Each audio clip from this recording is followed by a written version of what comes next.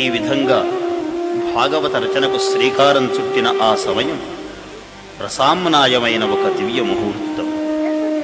వెన్నెల వెలుగులు విరిసిన రేయిలో వేకువ ఉదయిస్తున్న వేళ, ప్రసన్న లలిత ప్రకృతిలో పక్షులు క్లీంకారాలు పలుకుతున్న వేళ, పూర్వజన్మ సహస్ర సంచిత తపఃఫలము పోతన మనఃఫలకంపై మధురిమలు పూస్తున్న వేళ, అభ్రంకష శుభ్ర సముత్తుంగ భంగయైన సార గోదావరి నదీ స్నానమాచరించి మహనీయ మంజుల పులినతల మధ్యంలో ఆ ఇసుక తిన్నెలపై కూర్చుని అరగన్నులు మోడ్చి అమృత మహేశ్వర ధ్యానం చేస్తుండగా ఒక నీలనీల సుందర దివ్య రూపం ఇలా సాక్షాత్కరిస్తున్నది.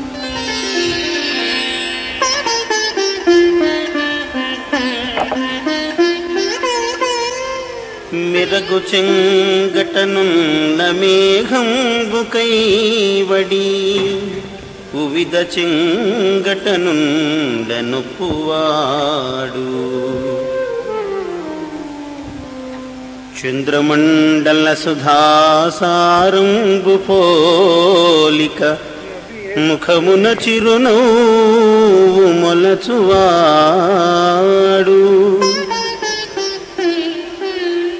వల్లీయుత తమాల వసుమతీజము భంగి పలువిల్లు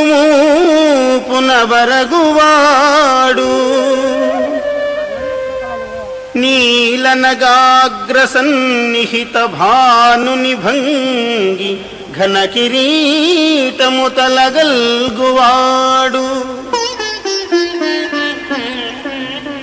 పుండరీకయుగము బోలు కన్నులవాడు వెడదయురమువాడు విపుల భద్రమూర్తి వాడు రాజముఖ్యుడొక్కరుడు నా కన్నుగవకు నిదురగానబడియే.